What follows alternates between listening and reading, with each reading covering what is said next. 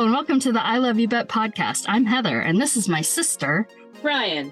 Each week we will revisit relics of our childhoods using our multiple master's degrees to critically evaluate the crap that consumed our misspent youth. So join us, sisters, latchkey kids, cuspers, and lazy feminists as we look back at our past to say, I love you, but... Yeah, every time you set something down on your desk, it makes a sound. I don't know what to tell you. Your desk is made out of the loudest noise possible. Formica? Yeah, Formica. It's loud as shit. Maybe this microphone's just too good. Maybe I should put the microphone over here. I'm going to move the microphone. Move the microphone away because you're loud, so that will help for sure. Okay, I moved the microphone away. Is that better? Okay. Uh-huh. No, that still made a noise, you asshole. It's not even on the same desk. They aren't even touching. It's fine. Done. How did you waste time this week? I wasted time trying to start being ready for this fucking podcast. How else did you waste time? I've got a lot, so I want to let you go first. You want to let me go first? Okay. Yeah. How did I waste time? You know, damn it, I was like really fucking on it and productive this week, and I was really killing it until about Friday. And I've had trouble getting it back, and but that's okay. I went to a derby party that wasn't much fun. I got a hangover without ever feeling drunk, which is the fucking worst ever. I hate being old. When you get old, you drink, and you're like, God, I need to be drunk. This party's not fun. These people that some of whom I like individually, but not so much as a group anymore. And so you keep drinking and you never feel drunk, but then you feel fucking awful. You should turn yourself to stone like I did. Maybe it would be more fun. I might. I found this pre-mixed bottle of mimosa at Costco. It tasted amazing. I also forgot that champagne makes me have terrible hangovers. So. Oh, also the sugar content, not alone, probably. Yeah, it's not. Yeah.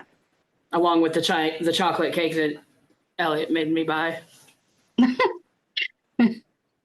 Huh? He was twisting my arm. Gun to your head. Gun to my head. Hey, half of it went in the trash yesterday. So good job. I was like, we don't need any of this. We don't need any more of this. So, so that was an unpleasant waste of my time. Yesterday was a nice waste of time. So Ellie did not want to go to the farm, which is why we are now recording today. And I'm doing it from work, which kind of put a little bit of a kink in my plan. So I was like, all right, fine. So we ended up having a play date, and his friend Eli came over, and Elliot got really mad about someone touching his toys. But it was okay. And he survived. We survived. I did some yard work. I got the ugly ass rose bushes out of my front bed. Okay. Mowed the lawn. Good for you, babe. That's good. Yeah. Yeah. I'm sure I watched things too. Yeah. Go ahead. What'd you do? Well, I'm trying to convince Uncle Eddie that he's post-car because his Honda is dead again and it's 19 years old. And he just literally needs to give up the ghost. And so I went on Wednesday and we practiced taking Lyft. And the first driver picked us up and kept using we, us pronouns. Which I'm going to take a pause here and I'm going to do it for the comedy. But I do want, if you understand why this is a real thing, I'm not going to do my homework. I'm sorry. No. But if it is a real thing, can you please explain it to me? Because the only thing I could think is this person identifies as schizophrenic. And so they're like, we, us. Or this person thinks they're royalty. We, us. Otherwise, why? You're one fucking person. I, me. That's not how pronouns work. Just what the fuck is going on? So that was entertaining. And I think it confused Eddie because no one talks about themselves in the whatever person that is, the royal person. You don't think the person just thought that y'all were all like friends now? That you were in their car and they're like, so where are we going? What are we doing? It was not a y'all situation. It was like a our car is like this. And I'm like, your car is like that. You. It was who was talking to you? It was in your head. Honey, no. No, no, no. So that was like a whole situation. And then on the way back, the person who picked us up was very confused and couldn't figure out how to find the restaurant. And then finally, and Eddie was like, do we go to them? And I'm like, no, that's like when you're in the grocery store and you lose your person. One of you has to stay still. Yes. Because otherwise, you're never going to find each other. And I'm like, we don't have the car, so we stay still. So the person messages me as like, soy, blah, blah, Lyft driver. Don't stop. I was like, oh, fuck. This guy's from Cuba. He's been here 4 years. I did look up how long have you been in Dallas? Like, how do I say this? He put on country music when we got in the car. He had nice music on. And then I was like, no, salsa, por favor. And he was like, salsa cubana. So then he like put on his playlist. So it took us like 5 minutes just to even pull away from the restaurant. And then it was like random Spanish all the way back. So he got to practice Lyft and Spanish and experience the world of pronouns all in one day. And I feel like that was a very that is a lot for expensive boomer lesson. And I was really tired the next day and couldn't work. So I was also really tired this weekend because I went to see him again on Saturday and it wore me out. And I kept thinking, I'm going to go to the movies and I'm going to go see Challengers. And I didn't. And instead I watched one of the more recent Luca Guadagnino, sorry, I'm saying it wrong, films. The one called Bones and All, which is about people called eaters. They're not really vampires. They're more like cannibals. But I have some counterpoints for it to talk about. No. In relation to The Breakfast Club, because I would like to say that if you think you have problems as a teenager, try being a secret cannibal, because that would be a really hard life. Your parents abandon you because they can't deal with the fact that you can't control your incredible urge to eat. And this is not played as a comedy, because immediately before this, I watched Renfield, which is played as a comedy, and it was very enjoyable. And if you want to see piles of dead bodies and blood and gore and funny, Renfield is very enjoyable. Who are you? And then yesterday, I had an art house day. Well, first I watched Crank, which is not an art house film. I think that I Saw What You Did pod described it as a 14-year-old's wet dream of a movie, because it's just like drugs and fast cars and guns and gratuitous nudity of women. So that was interesting. My favorite things. Yeah, and then I had a palate cleanser because I watched the movie Men, which is an Alex Garland film. It's an A24 film about a woman who is trying to leave her husband, so he threatens to commit suicide, and then hits her as she's trying to still leave him, and she throws him out, and he tries to get back into the apartment by going down the balcony and ends up falling and dying.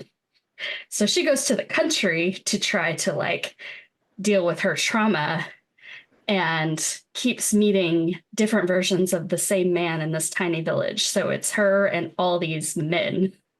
And there's like psychological horror and body horror.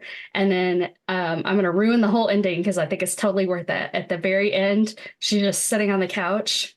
And after this guy keeps giving birth to different versions of himself, that's the body horror part, by the way. Yeah, okay. Her dead husband comes out as the last baby born of this man. And she's just like sitting on the couch like, fuck, what do you want? Like, I'm so tired of this. And he's like, I just want your love. And she's like, it's just like, so then it made me think about the man and bear thing. You've seen the man and bear thing on the internet? I saw you post something and I was like, what the fuck is she Yeah, doing? I mean, it helps if you know about A24 films to know why I posted that. But so So there's a movie called Men that A24 put out where the men are all terrible and are like, it's your fault that I want to kill myself and it's your fault that I'm hurting you, right? And then there's a movie they put out called Midsommar where a lot of people call it a breakup film and they don't understand why. So if you know about the movie and you know about the bear at the end of the movie, it may appear that Florence Pugh is screaming, but there's definitely a way that you can read where she's laughing about what happened to her boyfriend who became the bear. So arguably A24 is on the side of women and therefore on the side of the bear and not men. But I kind of enjoyed that. So I had to put that out there. And then real quick, speaking of men, you know, I've got that light that I use to try to help with my focus and my being able to find words, which it's working really well right now. Anyway, it's been helping me. And so I was like, I'll go post a review on Amazon. And then I realized I didn't buy it on Amazon. I actually bought it from the company. And so then they like fed me back an ad for it. And so I commented on the ad and I was like, hey, I've been using this since January. It's really easy to do. I feel like it's helped me in these ways. And literally one dude replied today, that's not evidence. It's just like, motherfucker, where did I say here's my evidence? Like, where did I put doctor before my name or cite my study or whatever? I'm just giving you my anecdotal experience. I didn't give you my random sample, like. And I was like, and I'm like, I can't engage with this guy. It's never going to end. But then I kind of want to put a picture of a bear as a reply. Or I was kind of thinking like, haha, fooled you. I'm actually a ghost. Like, I don't know. So in the end, I did nothing. But that's what I've been doing. And I watched The Breakfast Club from 1985. Goodness. I need to give a content warning. Yes. So at the party I was at, people did ask, you know, like, how are you? How are you? How are you? And so I was talking about our podcast, and some people who know about our relationship were asking how we were doing. And I said, oh, yeah, we're good. And, you know, something. And then another person who's over here in the conversation talked about your friends and not friends, the podcast you like, the My Favorite Murder podcast, and how they had to go to therapy together so that they didn't have to. They went to therapy together because they were having some friendship issues and they didn't want it to like interfere with their business partnership. Yes. I was like, oh, wow. I said, well, I wouldn't call ours a business partnership. It's more like she tells me what to watch and I just show up and talk. So, but I was like, my list of people to go to therapy with is long. And so you're on the. We've already done that. We did that once or twice. That's enough times. We don't need to do it again, right? We did it once. Your face. I feel like you are not at the top of the list of people that I should need to engage in therapy with. So we can go to therapy anytime you want. And we'll record it and we'll put it out as a podcast. This is our therapy is during this podcast. So here's the bonus episode, y'all. We went to the therapist. They signed. It's fine. they don't ever want us to come back. So yes, the Breakfast Club from 1985, content warning. They use the trash F word that we don't use. And it has a bunch of whiny teenagers in it. So you really need to just be ready for some white privilege. Even the sad ones, there's some white privilege all over this. I know. Place. I was really happy to spend some extra free time with some whiny teenagers because I don't get nearly enough of that. Right. I do have an insane conspiracy theory version of this that I think you'll enjoy. But first, I want to ask you, what do you remember about the Breakfast Club? I didn't do this because I remembered everything. Like, I've seen this movie so many times that I was like, well, maybe I'll just pay attention to what I forgot. And I don't even think there was anything that I was like, oh, yeah. So I want our listeners to know that this is coming out as our Mother's Day episode. And there's a reason for that. And the Because reason our is, mother will never listen to this podcast, so we can do whatever the fuck and say whatever the fuck we want. well, there's that. And also, I saw this movie for the first time in 5th or 6th grade. So even though it came out in 85, it would have been on video in 86. I would have been 8. I didn't see it then. I was at least 10, 11, 12, something like that. Yeah. But she saw it and came home and said to us, "You have to watch this movie." Like it was going to be really important for our moral growth. Well, yeah, because they used to show it in their confirmation classes. They must have shown an edited version. I don't know how the hell they got away with like showing the unedited. It was such a great example of how we need to like all get past our own blah blah and how we all as white people have stuff in common. They showed this and they showed what was that one with Eric Stoltz and Mask, yeah. Oh, they showed Mask. Yeah, they would show Mask about how. Well, Mask is like something. I mean, this is like no, yeah, totally. Like a much better like. Yeah. Hey, you entitled white privileged people, don't be assholes. Yeah. I mean, mostly I remember seeing the edited version for TV. It wasn't until I was in high school, I think, that I saw, maybe junior high, that I saw like the full version. Yeah. I say I remember the soundtrack, but there is no soundtrack. It's just that one fucking song. So I guess that's why I remember it. I remember that. There's whatever song they like dance to. Oh, yeah, there's that song too. Yeah. There is the appearance of a Prince album, but no Prince songs, which I feel like is a tease and not very nice. I remember that people in high school really wanted to stage it, like to the point where they were like watching it and writing the lines down because John Hughes wouldn't let people convert it into stage play, even though it would make a very good stage when play. you were in I was when I was in high school, like Ersan and some other people were like, "We're gonna stage the Breakfast Club." It's like, yeah, y'all are the bitches that got in a fight at a UIL thing and got kicked out, so I had to go fucking be Amanda in the Glass Menagerie. Thanks. Ruining my life, but making my AP grade really high. And I remember identifying as the geek who did all the work and ended up alone.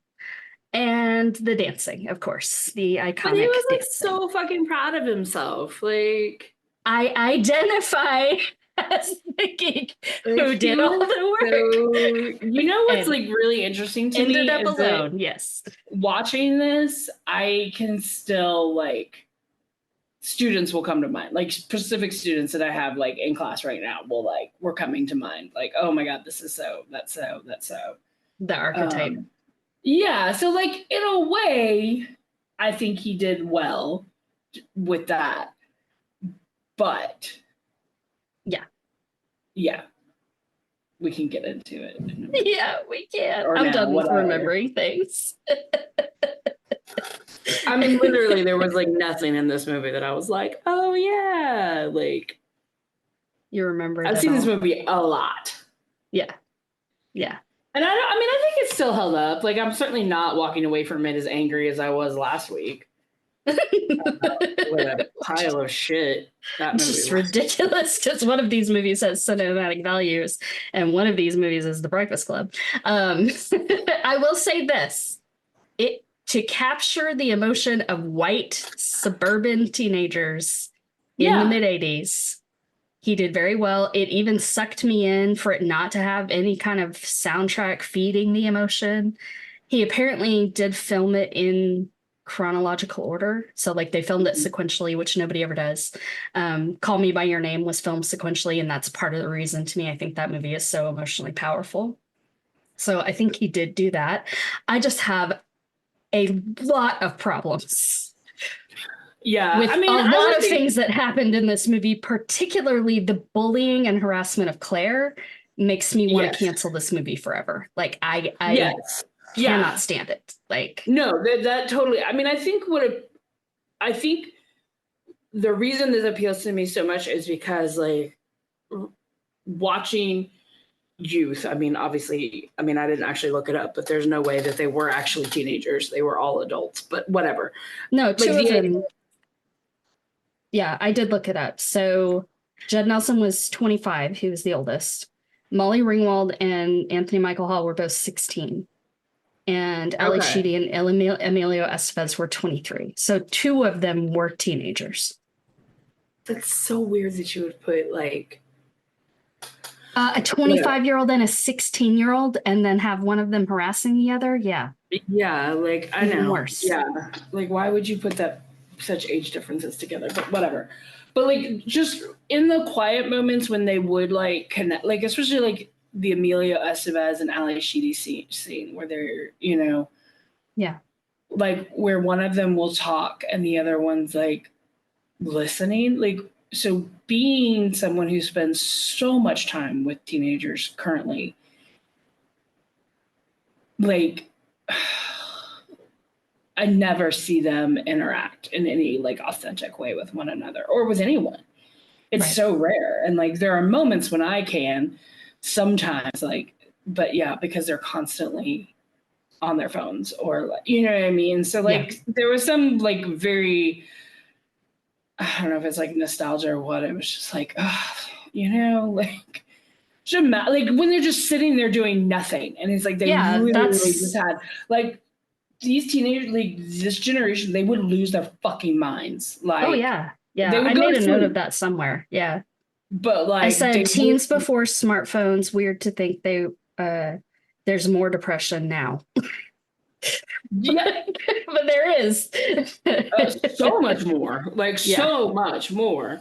Yeah. But yeah, like it was just watching them just sit there at the beginning with nothing to do, and then like, but also just seeing how that they were able to connect, Yeah. But yeah, go ahead. No. I mean, that's the main. I mean, so just to like, because I think once you get into it, you can kind of get lost in the emotion of it. But definitely at the beginning, I was like, oh Lord, he is giving credit. The titles were massive. And then they have that David Bowie quote, and I was like, David Bowie deserves better. Like, fuck that. And then there's the drama of the broken glass, which apparently he said that would be the one thing he would change, which I'm like, okay. Did you see the graffiti, I don't like Mondays? Do you know the history of that? I mean, I know that song. Isn't there a song or something? It's a Boomtown Rats song, but it's about a girl who shot up her school. And then they asked her why she did it. She was like, I don't like Mondays. But then I was kind of reading a little more about it. And she was like, it was some other random shit where I was like, all right, girl, calm down. When Vernon walked in, he's like popping that big ass collar. I was enjoying that very much. And then Judd Nelson starts talking and he's threatening rape pretty early on. I do feel like Dad kind of overly identified with the Judd Nelson character. Do you think that is probably true?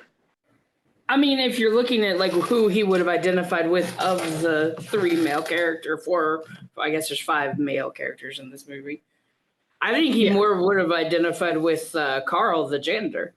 Yeah. But I feel like he maybe said lines. I don't know why. There's something in my brain that like he might have been more sympathetic to teenagers who were like, I feel like those were the kind of kids he brought home from confirmation and like worked on projects with or whatever.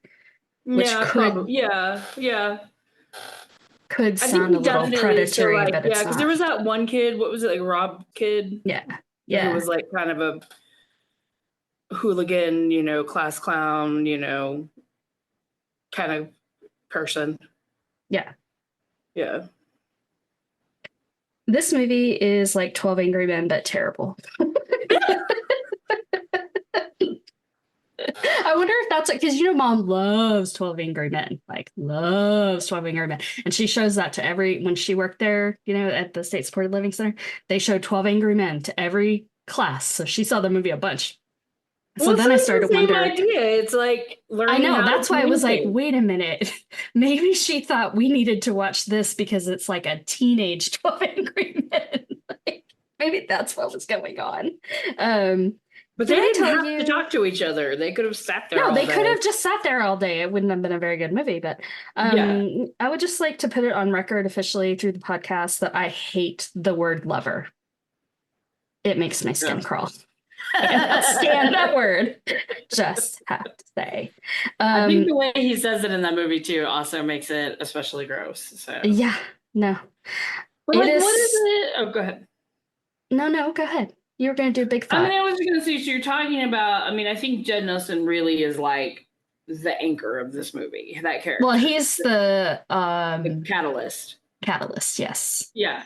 Because if he wasn't in there, they probably wouldn't have talked to each other. Yeah, they wouldn't. The other four would have sat there all day. He was just starting shit. That ties into my conspiracy theory. But go ahead. Okay. But if you notice, it's like they can't hate him, right? Like even when he pisses them off, like they still are drawn to, you know what I mean? And it's like, what the fuck? Because I've seen that. Like I've seen that in live action, like, you know, by kids like, and students and teenagers. And it's always men or male students who like, you know, and you're like, you're a fucking asshole, but God, I just want to laugh. And I just want you to like, you know, and I've seen, you know, and other teachers who kind of draw into it too, and the complaint of like how they get special treatment and. So I made a note because there's this way that like Vernon is so happy to spend Saturdays with a teenager. And it's like a part of it is knowing, I think, that Bender doesn't have anywhere to go, right? So part of it is just pushing that. Part of it is that his hubris is ridiculous. But to me, it's like they're like lovers after a fight, which I said the word lovers, but it really is like. And the Vernon is so upset when Bender yells, "Fuck you!" Like he just looks so upset by that. So I'm like, there is like a whole thing going on with them. But then I thought about it and I thought, well, this whole day is about Bender coming in and like breaking them down. And then they like build this whole thing. So I just started thinking about cults. And it's like Bender and Vernon are secret cult leaders. So they're like denying them sleep.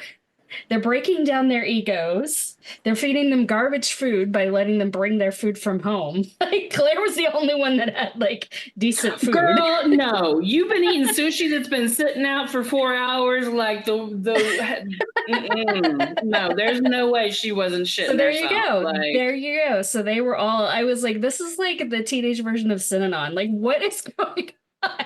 Like, so that's my secret conspiracy theory is that.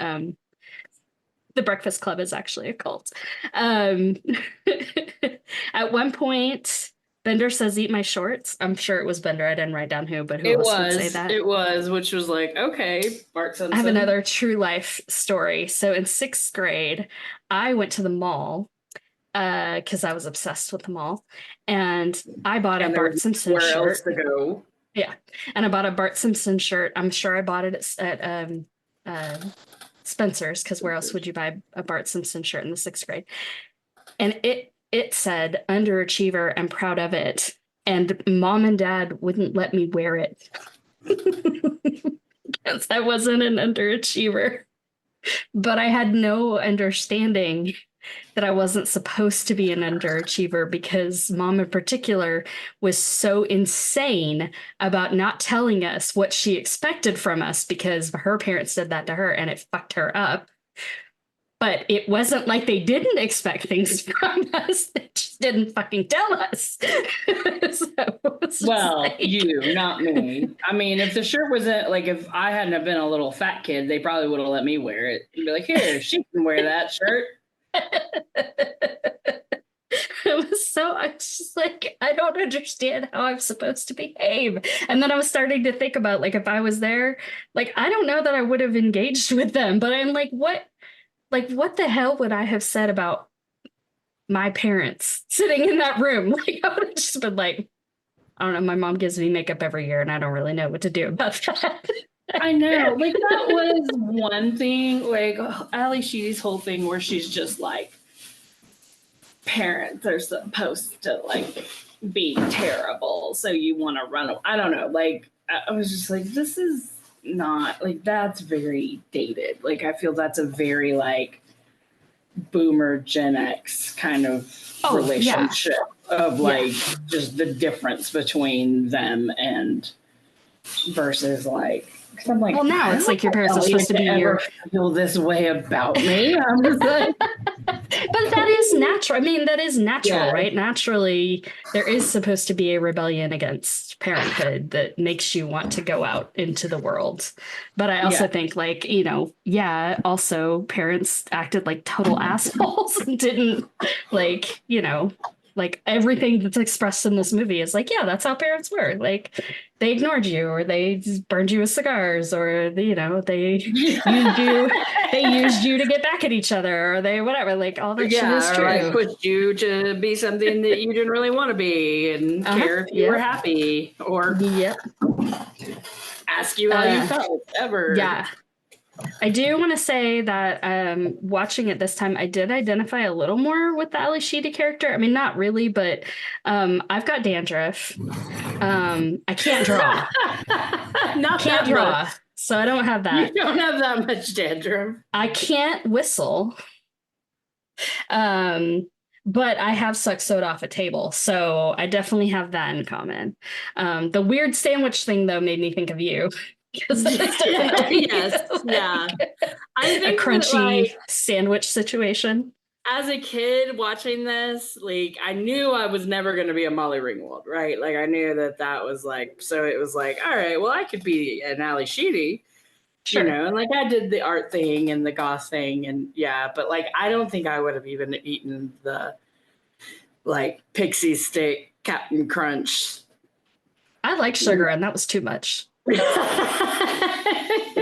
I mean, maybe bread and Captain Crunch together, maybe, but not with all that other like. I know, if they ignored her, who put the meat on the sandwich that she didn't want to eat? Like, did she steal someone else's sandwich? Like, who put that pimento loaf on? Well, I mean, you can ignore someone and do things for them, I think, but not talk to them. Like, you know what I mean? Plus, I think you're also dealing with like their perceptions. Mm-hmm. Right? Like, what you perceive. I'm not saying like her parents didn't ignore her or, you know, whatever, but it's they all definitely had a real hard time with empathy, that's for sure. Do you think that John Hughes thought that this was like a Moliere piece, since that's who Bender was reading and tearing the pages out of? Also, very angry on behalf of all librarians at that scene. That was not great. I was just like, it like actually led me down a Wikipedia thing where I was like, I know Moliere was like a satirist, but like was there a thing with like young people? And I'm like, no, he didn't do anything. I think you're reaching. Yeah, I was. It's okay. That's like my, hey, is that statue of Henry Moore? And then just never actually looking it up. But then there was some verbal sexual assault, so that was great. Is this the first Canadian girlfriend reference in a movie? She's in Canada. She's in Niagara Falls. You know, you would know her. Yeah. I'm curious. Let us know, listeners. Yeah, that could be where my girlfriend lives in Canada comes from. Can I tell you the most unrealistic thing about this movie? Please tell me. The idea that you could get students to come to a 9-hour detention on a Saturday. Like we don't even have detention.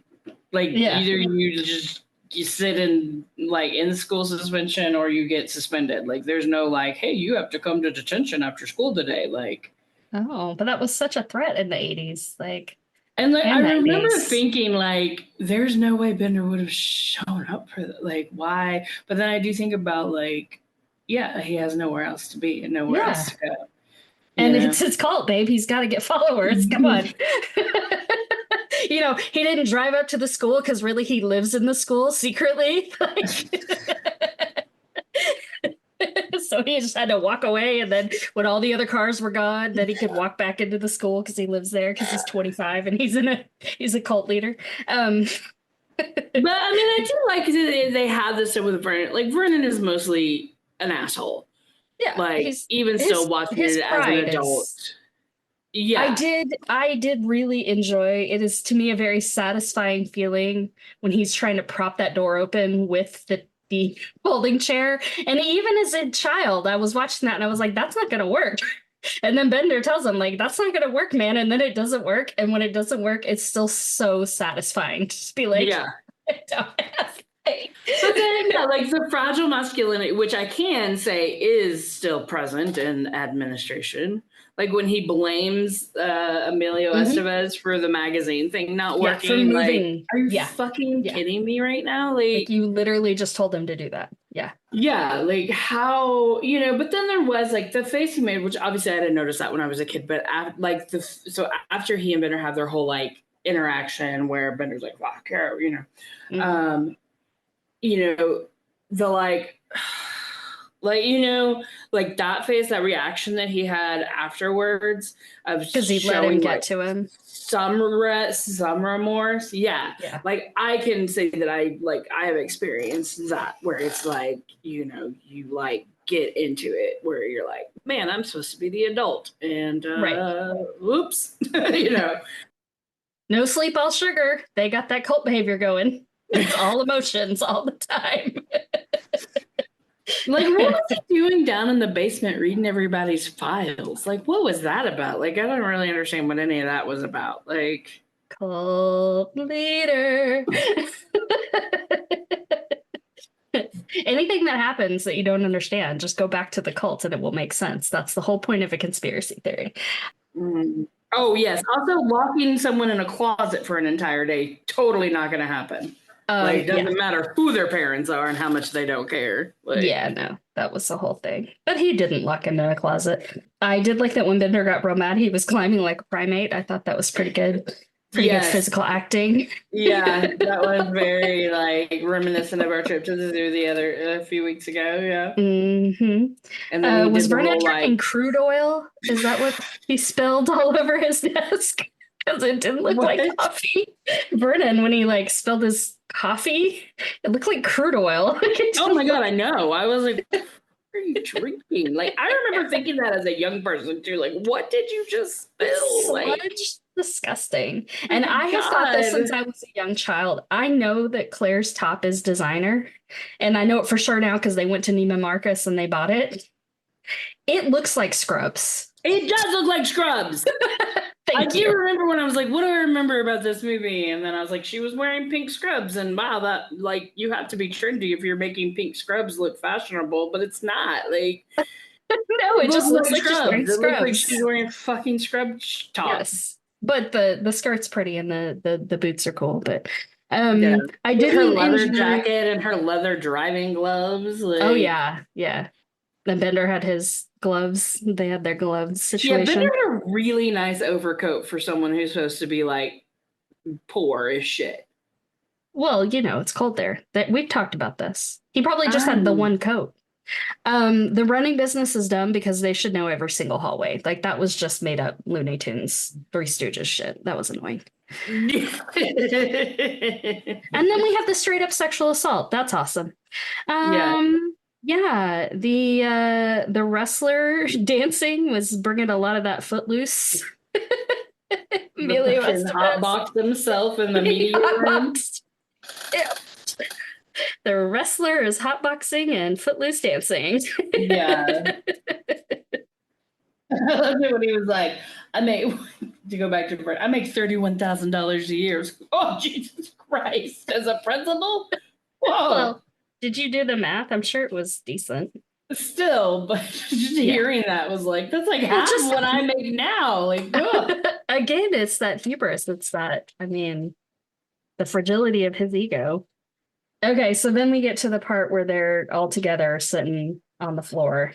Mm-hmm. And I love that my home life is unsatisfying. It's like the least angsty thing to say. And then I just wrote, oh Lord, these white ass kids. The paradox of the prude and the slut just on display. Yeah. But nobody like just sort of dancing around it, not recognizing that not only is that a high school problem, it's the problem with all of American culture. Nobody knocks down the all girls are teases, which again, goes right back. Yeah, it's great that there's 2 females in this movie and 4 dudes. Yeah, well, yeah, If you 5. count. Yeah. Right. 5. Sorry, I can't do math. No. $97,211 in today's money. That's more than I make. But as a I wonder if he was an assistant principal and not like the That would explain a principal. lot. I feel like he's actually, here's my conspiracy. He's actually the assistant principal and not the head principal. Because if he was the head principal, he would have had like every right to be down in that basement. You're the only one who decided he couldn't be down in the basement. The other guy was bribing him. Carl guy was like, "Give me $50 and I won't tell anyone you were down here." Like, did you miss that whole? Yeah. Yeah, I got real bored. It's just like blah, blah, blah, blah.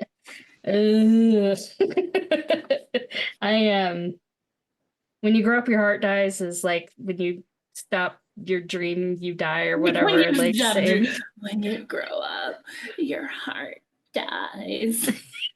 So fucking stupid. It was like the drama of teenagehood too, you know. Like it's really funny because I do have one student right now, and I love her dearly, I really do. But she reminded me so much. She reminded me so much of her.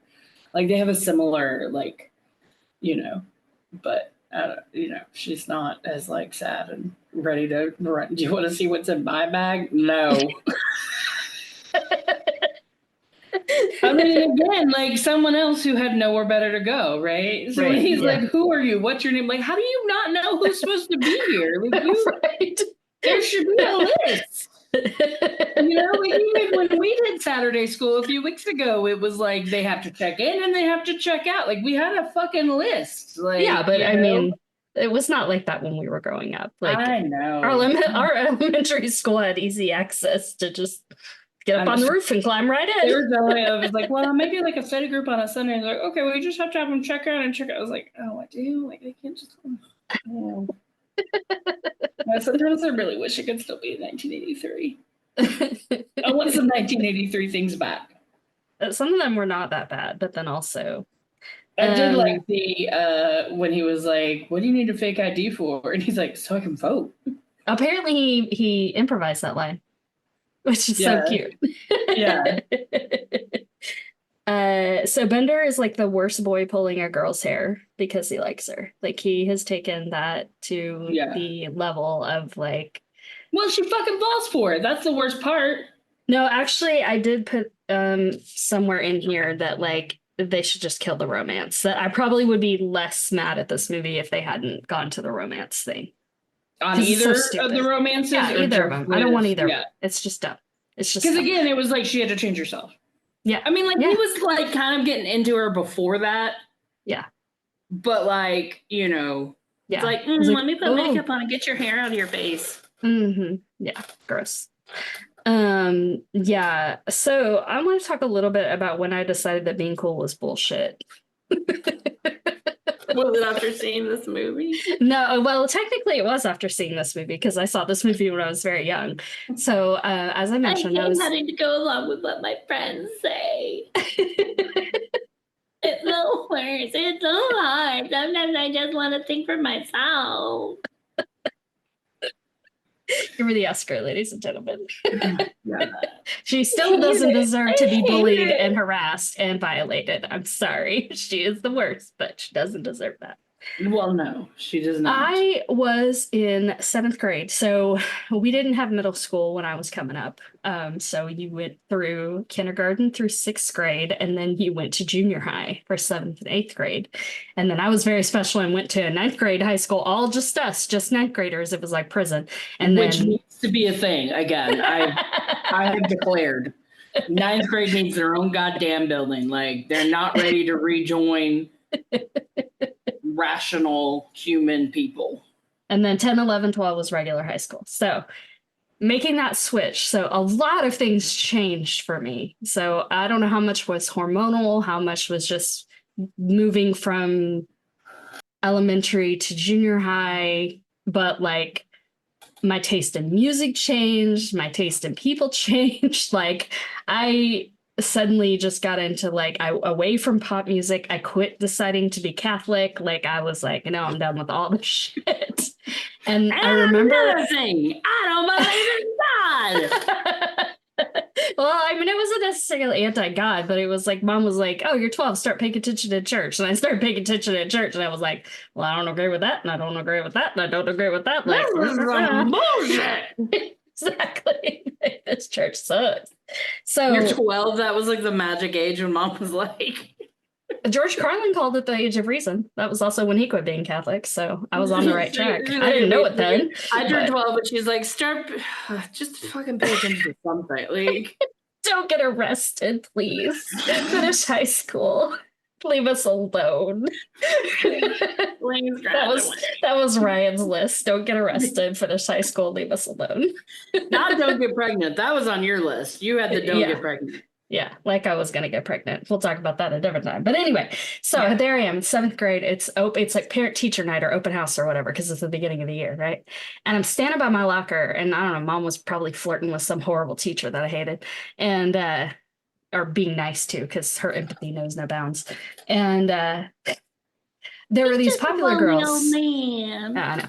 There were these popular girls near me, and they were like talking shit about somebody else. And then the girl came up, and they were like, "Oh, hey, ba ba ba ba ba ba ba," and I was like, "Fuck this!" Like I literally was just like, "No, no, thank you. I have zero desire to participate in this. I do not want to be cool." Like, just actual decision made, like grounding moment of like, oh God, no, like, no, thank you. Like, I reject every movie that has ever told me that this is the thing to be, because gross and horrible. I felt like the most true thing that happens in this movie is when Anthony Michael Hall is like, "You guys are liars. We're not going to be friends." Like, or, you know, when they admit it or whatever, however that comes up. Molly Ringwald says it, yeah. Yeah, she's like, "We're not going to talk to you." Like, I was like, that is so true. Like, it's so true. Yeah.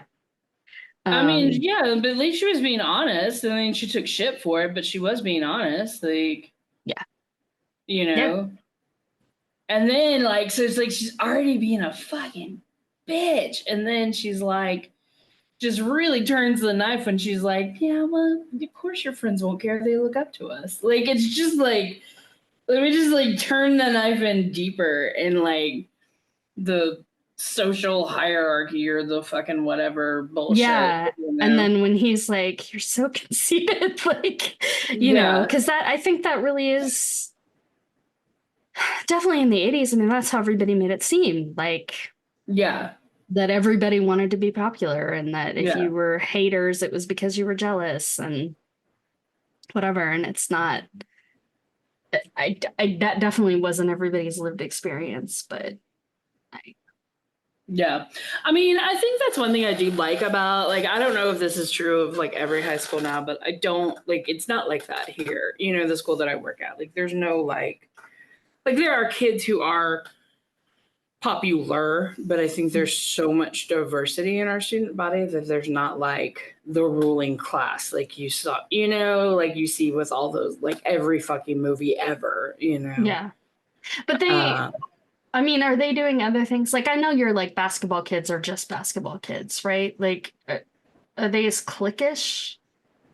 Not really. I mean, they're really, you know, like, I mean, they can be. So like that, like, you know, like we have like our station arts program, you know, so like those kids can kind of, but it's like a lot of them are so crossover, right? Like they play one sport or they play multiple sports, or, you know, like some of them play sports and they're in station arts, or they're in band or in orchestra, or, you know, in our like immersion, you know, like whatever it is. Like, so it's like we have our kids that like grew up and went to school together from the neighborhoods, from the side of town, and then our kids who didn't, and they're a little more insular. Sure, insular, yeah.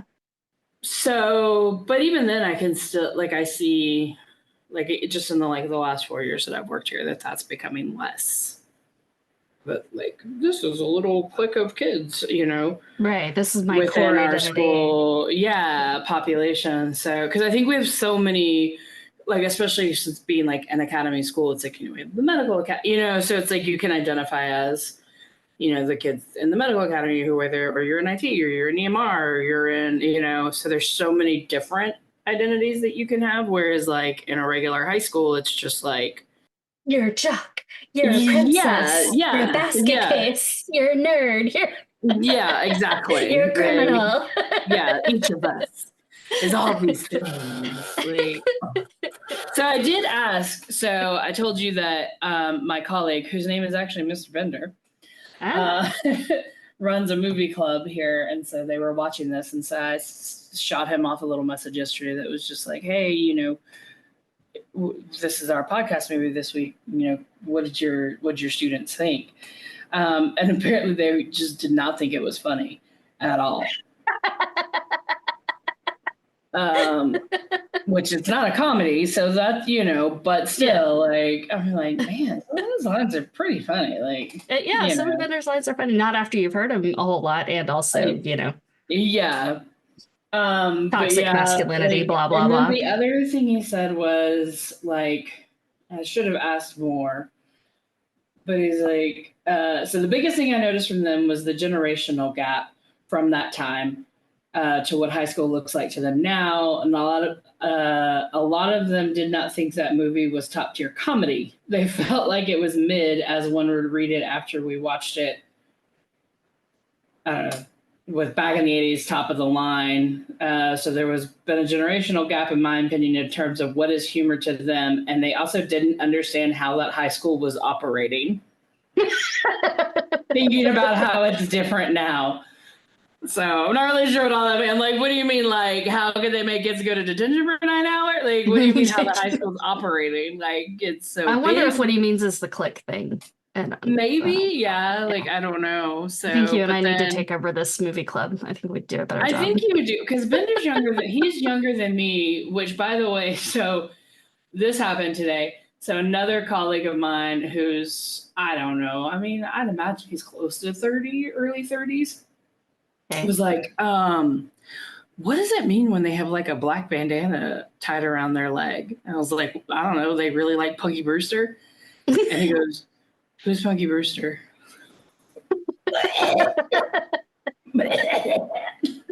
Punky Brewster is a very limited reference, though. That show didn't run for that long, girl. Like, I don't think it is. Like, but I was just like, it's just so funny, because usually I feel like, I'm like, how often do people just pretend to know what I'm talking about when I make cultural references?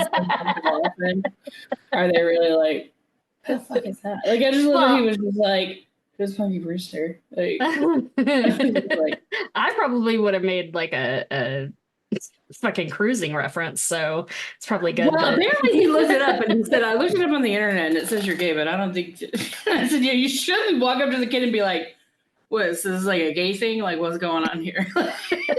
Don't do that. Well, like for a while there was a thing where people were like they'd pull like one pant leg up, and it was supposed to show that you weren't packing. But I'm like, that's why we shake hands. Like, culturally we shake hands to show that we're not. Like, this has got to calm down. There's too many symbols for what you are or aren't doing. Like, but you're a safe human being for me to interact with. Like, right, yeah. A student asked me today too. She's like, Miss Davis, do you know any chiropractors that aren't pedophiles? And I was like, what? Is that a problem there? I don't know, apparently. I was like, I mean, I know a chiropractor, and I don't know him to be a pedophile, but he wasn't very good at being a chiropractor for me, but like, I really, really would like to know when they call these places to make appointments. If they're like, are you a pedophile? Because that would be amazing. Like, I would just love it if these kids like just get to the point where they just don't give a shit about anything. I really want to make an appointment with you. I'm really worried you might be a pedophile. I just can't. I've also wasted a lot of time this week being too aware of when they talk about being locked in. Oh. Like, I don't know if they've just started saying it. Sorry, I've gone off. Locked topic. in? Yeah, like, I'm so focused. Like, oh, okay. I'm like, hey, why don't you da da da da? And they're like, I'm really like locked in on this right now. Like, Or they'd be like, hey, can I have that seat? Like, I'm really locked in on sitting here. Like, like they made this decision.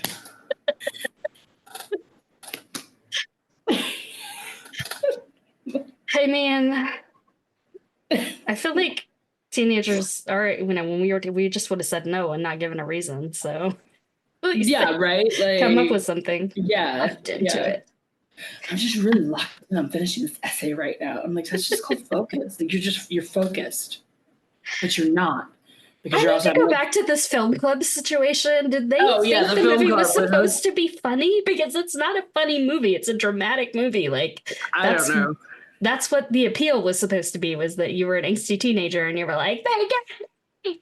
I feel the same way. I just don't think there's angsty anymore because they're just like allowed to like let it all out, you know, like either to themselves or their friends or on the internet. Like, I don't know.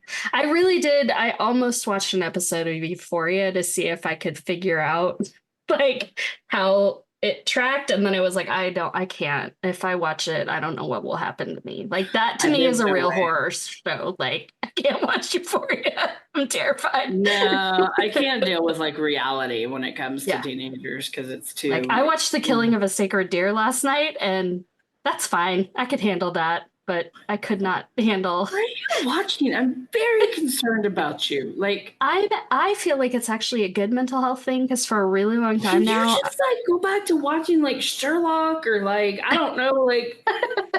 Are you just waiting till the new Bridgerton comes out and you're like running out of things to watch? Like, I'm very for a long time I wasn't watching as many movies, and it made me sad about myself.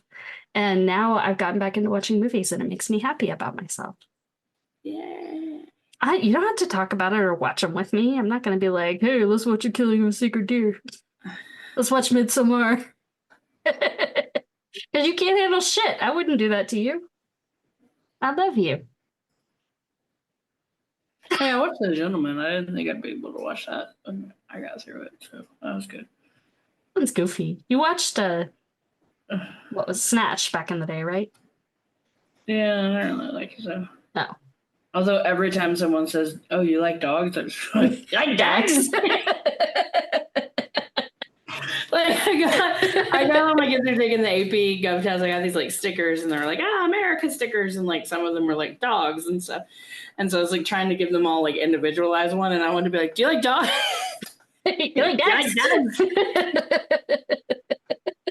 But again, they'd be like, "Yes." Like, to tie it back, Jason Statham was in Crank, the 14-year-old wet dream movie that I mentioned earlier, just so you know. I'm surprised I never watched it, but it would have been one of his favorite movies. Like, he would have really... And Crank 2, which if you see the end of Crank, you don't know how there could be a Crank 2, but apparently there is, so... I've watched a lot of Curious George movies lately. Yeah. Today I got to see most of Cars 2. Oh, was that what you guys watched? You should have watched The World According to Garp. No, the good thing about The World According to Freshmen in my room, and I was like, ugh. Oh, yeah, no, they can't handle that. But hey, thank you. That's it for this episode of I Love You But. Join us next week when I gotta go to the chiropractor soon. Thank you. Thank you. That's it for this episode of I Love You But. You're about to get fired. Your own podcast, bitch. She's in high school acting like a teenager, y'all. Thank you. That's it for this episode of I Love You But. Join us next week when we do discuss The World According to Garp. Another in the series. They let you watch that before we take a sharp left turn the other direction with the final of the series called Airplane. Another movie they let us watch. I love that movie. It would be funny to see if the film club thought Airplane was funny, because that would be interesting. I'll ask Bender. What made you laugh? What made you cringe? Hopefully it was the Breakfast Club. What did we forget? What little bit of the Breakfast Club do you hold dear that we just didn't get to talk about? Let us know what you think we should talk about in future episodes. I kind of have the whole rest of the year planned out, but we can make changes. I'm flexible. Right? No, knows how flexible I am. Um, we do want to know your thoughts. Find us on Instagram and Threads at I Love You But Pod, or email us at iloveyoubutpod@gmail.com. Listener email and comments may turn up in future episodes. And hey, we're trying to grow this thing. If you like it and you think it's funny, tell someone and tell them they need to search I Love You But Podcast Davis Sisters, because if they don't put Davis Sisters, especially if they're doing Spotify, some weird shit comes up. I tried it with my acupuncturist. It's not cool. So rate us, review us, follow us, subscribe to I Love You But wherever you get your podcasts. Thank you for listening. I'm Heather. I'm Ryan, and we wish you lots and lots of conditional love.